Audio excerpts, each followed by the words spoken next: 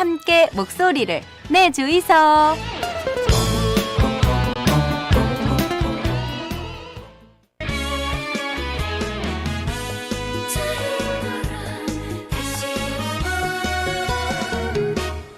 자, 국제뉴스 짚어드리겠습니다. 황기식의 국제시장, 동아대 국제전문대학원 황기식 교수 함께하겠습니다. 어서 오십시오. 어서 오십시오. 안녕하십니까? 예, 지금 중국발 입국 규제에 정말 전 세계가 연이어 동참을 좀 하는 것 같아요. 현재까지 최소 한 14개국 정도 된다고요? 그렇습니다. 아침에 방금 올 때까지 확인을 해보니 네네. 최소 16개국으로 늘어났습니다. 네네. 아유, 다시 이거 우리가 작년까지 경험했던, 최근 3년 동안 경험했던 코로나 입국 규제, 방역 규제 다시 이거 말려 들어가는 것 같습니다. 네. 그렇죠, 그렇죠. 네네.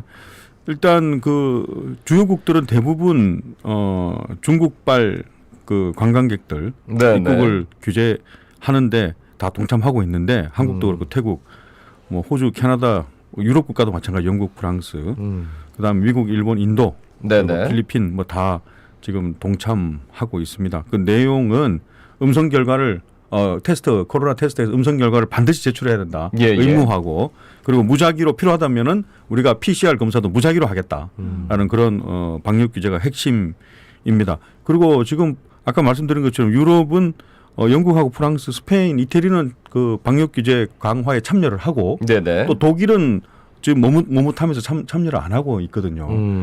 그런데 우리가 또 유럽은 그 EU가 있지 않습니까? 유로피안 그렇죠. 유니언이 있기 때문에 EU가 지금은 회원국들의 판단에 맡겨놓지만은 이제 EU가 공동 정책으로 이제 그 입안해서 하면은 27개 회원국이 다 함께 지켜야 되는 강제 규정이 되기 때문에 네네. EU가 과연 강제 규정을 적용할지도 이건 지켜봐야 되겠고 그리고 아프리카에서 모로코는 아주 강력한 그 정책을 내놨어요. 네네. 아예 국적을 불문하고 중국에서 비행기 타고 들어오면은 전부 입국을 전면 차단하겠다.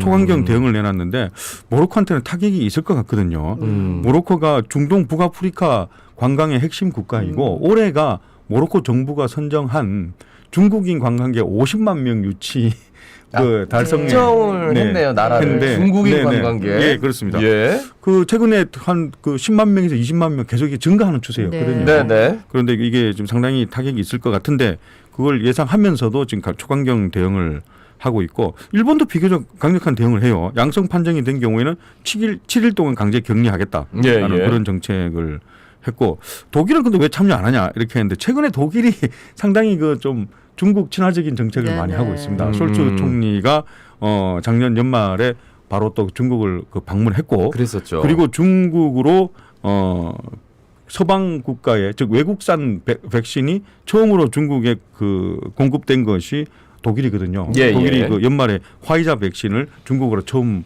보내겠다고 발표를 하였으니 이것도 상당히 큰 의미가 있는데 독일은 관광 산업이나 어떤 중국으로의 수출에 대해 상당히 민감하게 반응하는 국가입니다. 네네. 유럽 중에서도 독일이 특히 그 중국하고 많이 수출을 합니다. 예. 프랑스보다 4배 정도 수출을 하거든요. 최대 무역국이라서 네네. 한 해에 독일이 중국에 수출하는 금액이 그 한 150조 원 정도나 됩니다. 그러니까 쉽게 이거 규제할게 이렇게 할 수는 없는 것이 됩니다. 그다음 그 WHO는 어떤 반응을 하냐? 예. WHO는 그 세계보건기구는 중국 정부에 구체적으로 정보를 실시간으로 좀 공유하자라는 요구를 지속적으로 하고 있습니다. 특히 바이러스 변이가 발생하는 상황이 생기고 있느냐? 네네. 그리고 입원하고 사망하는 수치를 정확하게 제시 좀 해달라. 특히 60세 이상 취약계층에 대해서는 백신을 어느 정도 맞았는지 이런 정보를 좀 공유하자라는 그런 요청을 지금 계속하고 있습니다. 중국 정부는 불만을 토로하고 있습니다. 네. 아니, 외교부 대변인들이 주요국들이 중국발 입국자의 제한 조치를 한다는데 외교부 대변인이 여기에 대해서 뭐라고 했냐면은 네네. 모든 국가의 모든 조치는 과학적 기반해서 조치를 해야 된다. 그리고 정상적인 인적 교류에 영향이 없는 한도 내에서 조치를 해야 된다라고 그렇게 발표를 했습니다. 1월 8일부터 그러면 이제 완전히 열린다는 건데, 그죠? 중국 정부는 그렇죠. 그렇죠. 그러면 이제 다른 나라는 지금 대부분 입국 후 격리가 없으니까 참 걱정입니다. 근데 이제 이런 뉴스를 접하는 분들은 또 이게 아무리 해외 입국자 시설 격리 검사 이런 거 없다 해도 좀 가는 걸 꺼리시지 않을까. 뭐 특별한 목적이 없다면 그렇죠. 아마 그러실 것 같습니다.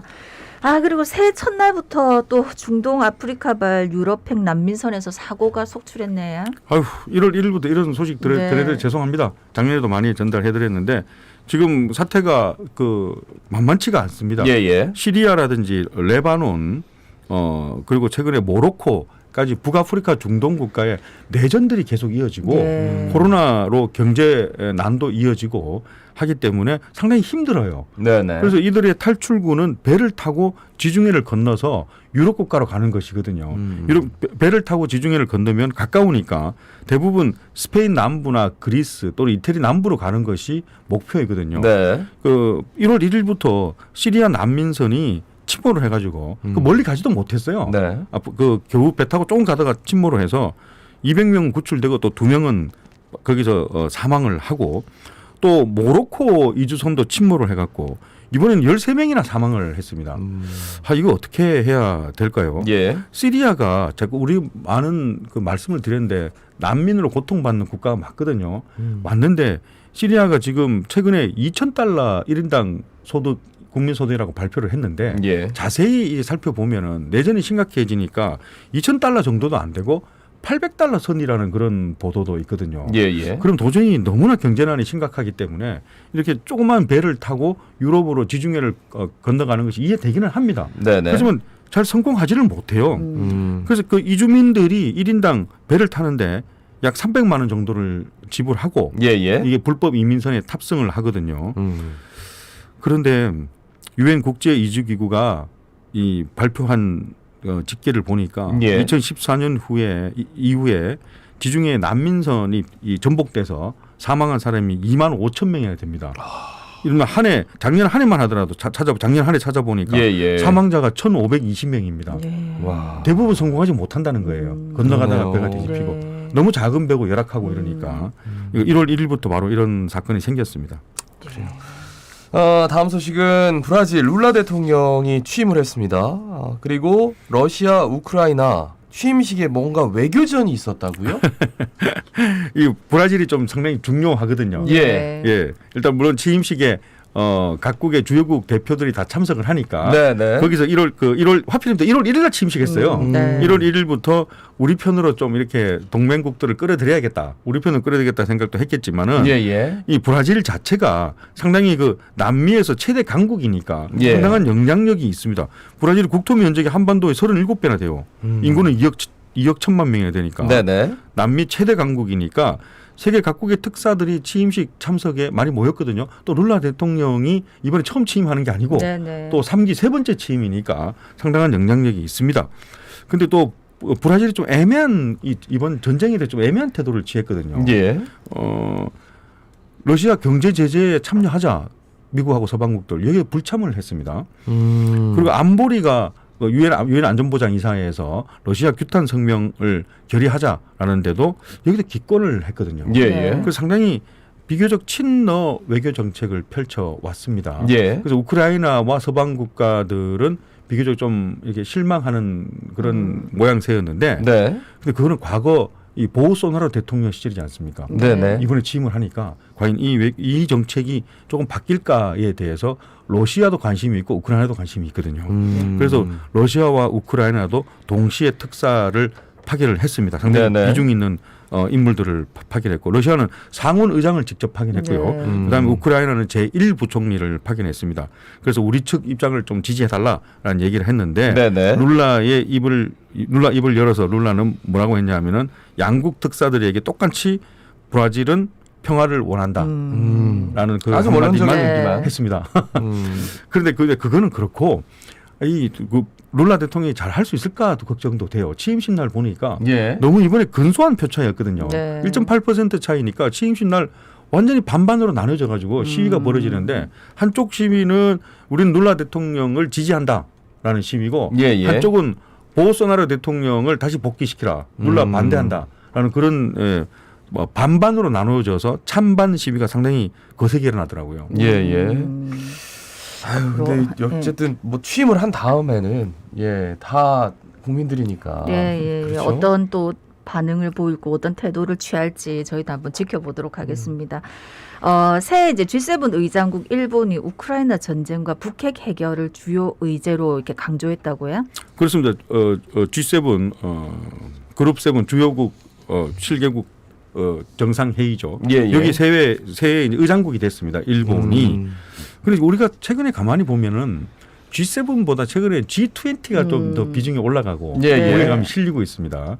그런데 일본은 이번에 G7 의장국이 되니까 예. G20보다 여전히 G7이 원래부터 이게 더 비중이 있는 정상회의다라는 것을 강조를 하면서 그 이유는 우크라이나 전쟁이 있기 때문에 우크라이나 전쟁에는 G7 즉 그 선진 7개국 연합이 훨씬 더 큰 역할을 할 수 있다라는 그런 입장이거든요. 예, 예. 그래서 1월 1일에 기시다 총리가 신년사 하는 것을 들어보니까 과연 이 G7 얘기부터 먼저 했습니다. 5월에 히로시마에서 G7 봄 회의를 개최하겠다. 그런데 예. 그때 젤렌스키 우크라이나 대통령을 초청을 해가지고 G7과 우크라이나 협력을 논의하겠다라는 얘기부터 제일 먼저 했습니다. 예, 예. 그 다음에 의장국으로서 일본이 우크라이나에 무기 지원을 하기 위해서 국내 그 안보 관련법 즉 자위대법이죠. 네네. 자위대법도 개정하겠다고 얘기를 했어요. 그 뭘 개정해야 되냐면은 외국 국가에 대해서 방위 관련한 물품은 지금도 지원할 수 있거든요. 네네. 자위대법에 의해서. 그런데 지금은 살상 무기는 지원이 안 되도록 돼 있습니다. 즉 미사일이나 탄약 같은 거는 지원이 안 되도록 돼 있어요. 예, 예. 그래서 우크라이나가 계속해서 일본에 요청한 게 지금까지 보내준 게 헬멧, 방탄조끼, 비상식량 이런 걸 보내줘서 고마운데 네네. 실제로 도움이 되는 미사일하고 탄약 같은 것들 좀 일본이 지원해 달라라고 했거든요.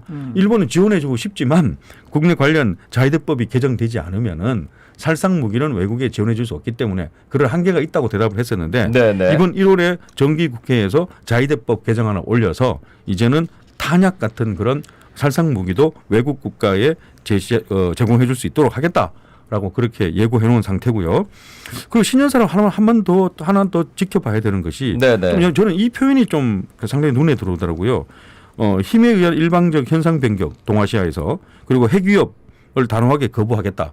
너무 이 거부하겠다는 것도 상당히 말이 너무 단호했어요. 그걸 거부하고 강력한 의지를 역사에 남기겠다. 이렇게까지 얘기를 하더라고요.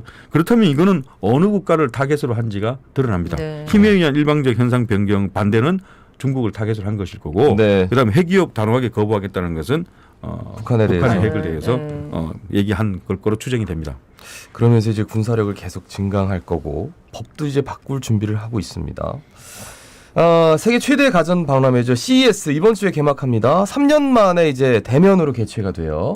그렇습니다. 이 부분에 대해서도 상당히 관심도 많고 국내에서도 관심이 많습니다. 네네. 세계적으로도 큰 행사니까 이번에는 참관객이 한 10만 명이나 될 거라고 보니까 예, 예. 작년보다 한 40%, 50% 이상 더 확대될 것 같고 이번 주 5일부터 나흘 동안 미국의 라스베가스에서 개최를 하니까 여기는 하여튼 이게 전 세계를 이끌어가는 이게 가전 박람회라고 하지만은 사실은 뭐 전자 기업들하고 신기술 만드는 기업들 다 포함되니까요.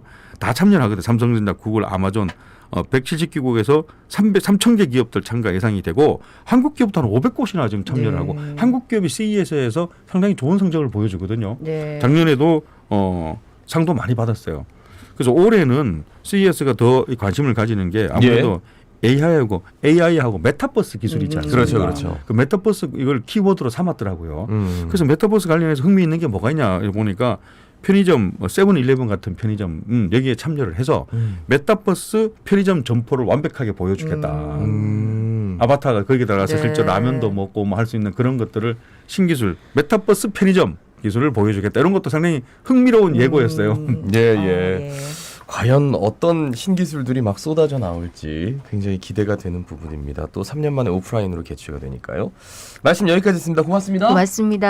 감사합니다. 예, 지금까지 동아대 국제전문대학원 황기식 교수였습니다. 예, 새해 밝아서 저희가 훈훈한 소식도 전해드리고 또 세계 각국에 어떤 일이 있는지도 알려드렸는데 오늘도 다양한 소식 같이 해주신 여러분 고맙습니다. 잘 예.